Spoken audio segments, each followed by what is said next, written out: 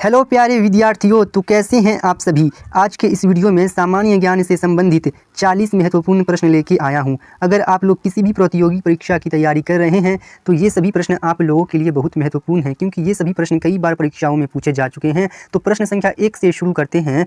प्रश्न संख्या 1 है, न्यूटन की गति का प्रथम नियम क्या कहलाता है।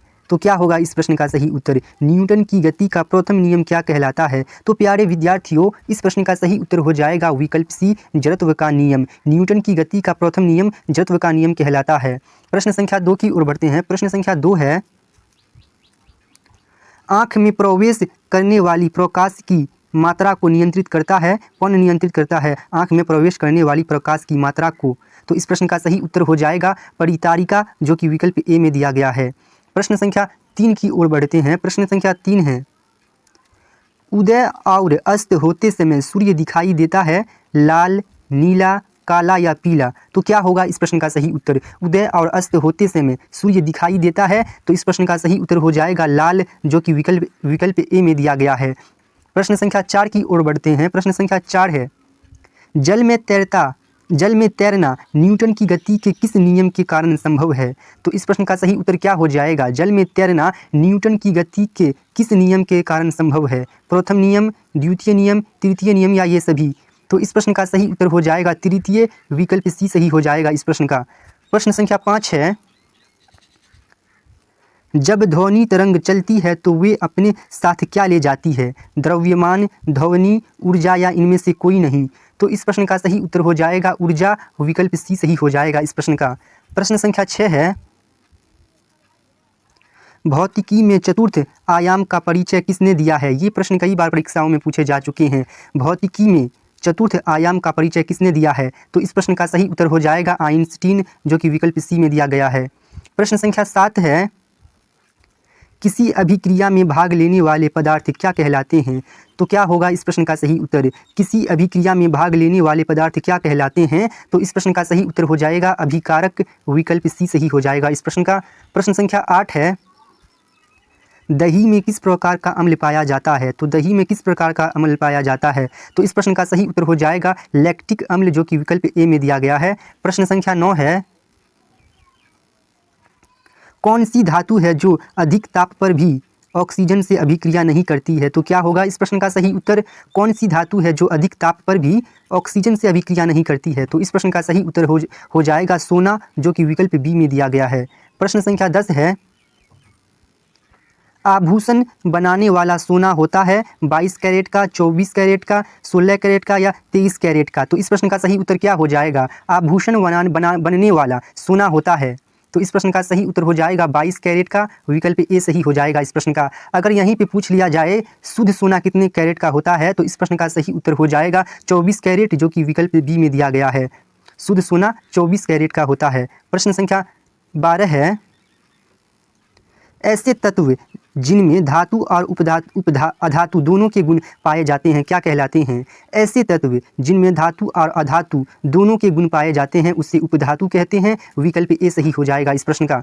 प्रश्न संख्या 13 है, अल्फा और बीटा किरणों की खोज किसने की है। तो क्या हो जाएगा इस प्रश्न का सही उत्तर। अल्फा और बीटा किरणों की खोज किसने की थी। तो इस प्रश्न का सही उत्तर हो जाएगा रदरफोर्ड, विकल्प डी सही हो जाएगा इस प्रश्न का। प्रश्न संख्या 14 है, वे पदार्थ जो जलकर ऊष्मा प्रदान करते हैं क्या कहलाते हैं। वे पदार्थ जो जलकर ऊष्मा प्रदान करते हैं क्या कहलाते हैं। तो इस प्रश्न का सही उत्तर हो जाएगा ईंधन, जो कि विकल्प बी में दिया गया है। प्रश्न संख्या 15 है, किस तत्व को रसायन विज्ञान में अवारा तत्व की संज्ञा दी गई है। तो इस प्रश्न का सही उत्तर क्या हो जाएगा। किस तत्व को रसायन विज्ञान अवारा तत्व की संज्ञा दी गई है। तो इस प्रश्न का सही उत्तर हो जाएगा हाइड्रोजन, जो कि विकल्प सी में दिया गया है। प्रश्न संख्या 16 है, जल का शुद्धतम रूप क्या है। तो जल का शुद्धतम रूप क्या है। तो इस प्रश्न का सही उत्तर हो जाएगा वर्षा का जल, विकल्प बी सही हो जाएगा। वर्षा का जल जल का शुद्धतम रूप है। प्रश्न संख्या 17 है, निम्न में से किस धातु को चाकू से काटा जा सकता है। तो क्या होगा इस प्रश्न का सही उत्तर। निम्न में से किस धातु को चाकू से काटा जा सकता है। तो इस प्रश्न का सही उत्तर हो जाएगा सोडियम, जिसे चाकू से काटा जा सकता है।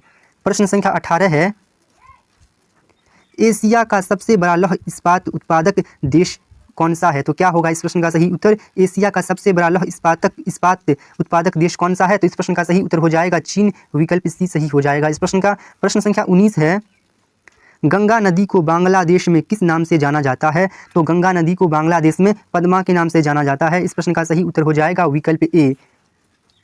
प्रश्न संख्या 20 है, स्वेज नहर कब बनकर तैयार हुई? तो क्या होगा इस प्रश्न का सही उत्तर? स्वेज नहर कब बनकर तैयार हुआ?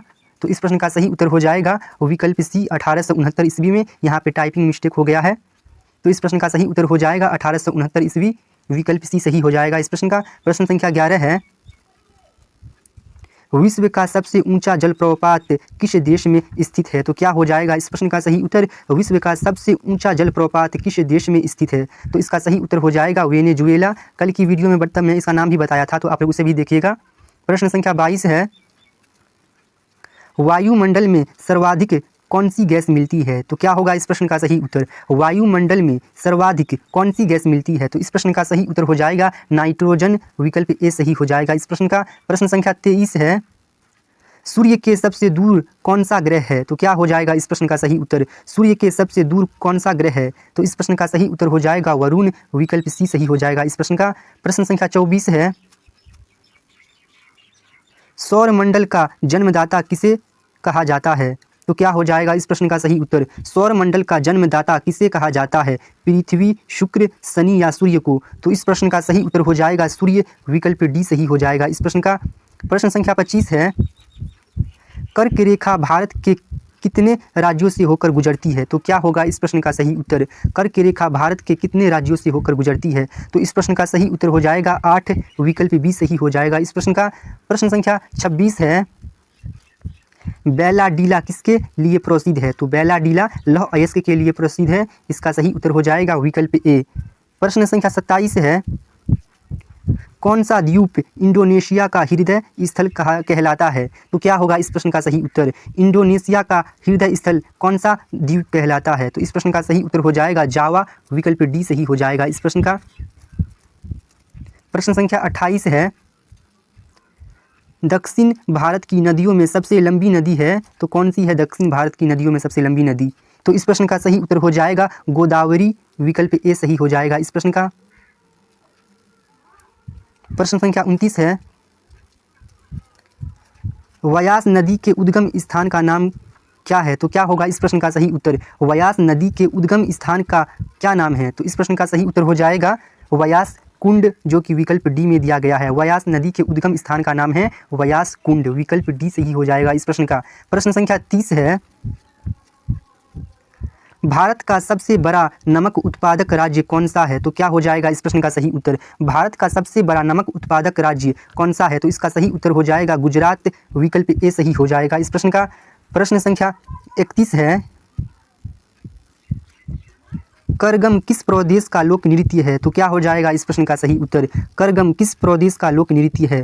केरल का, आंध्र प्रदेश का, कर्नाटक का या तमिलनाडु का? तो इस प्रश्न का सही उत्तर हो जाएगा तमिलनाडु। विकल्प डी सही हो जाएगा इस प्रश्न का। प्रश्न संख्या 32 है, भारत की सबसे महत्वपूर्ण नियम खान कहाँ स्थित है? तो इसका सही उत्तर हो जाएगा विकल्प बी जादूगोड़ा। भारत की सबसे महत्वपूर्ण यूरेनियम खान जादूगोड़ा में स्थित है।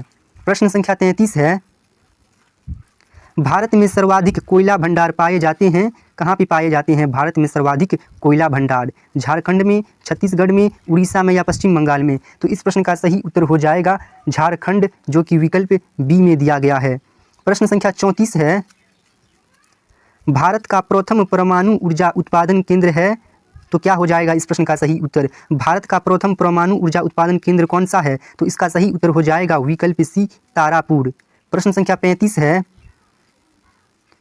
भारत का सबसे बड़ा काजू उत्पादक राज्य कौन सा है? तो क्या हो जाएगा इस प्रश्न का सही उत्तर? भारत का सबसे बड़ा काजू उत्पादक राज्य कौन सा है बताइए?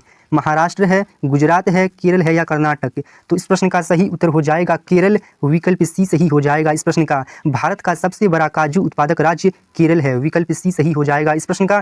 प्रश्न संख्या 36 है, भारत में सबसे ऊंचा बांध भाखड़ा किस नदी पर बना है? तो क्या हो जाएगा इस प्रश्न का सही उत्तर? भारत में सबसे ऊंचा बांध भाखड़ा किस नदी पर बना है? विकल्प है झेलम, सतलज, गोदावरी और व्यास। तो इस प्रश्न का सही उत्तर हो जाएगा सतलज, जो कि विकल्प बी में दिया गया है।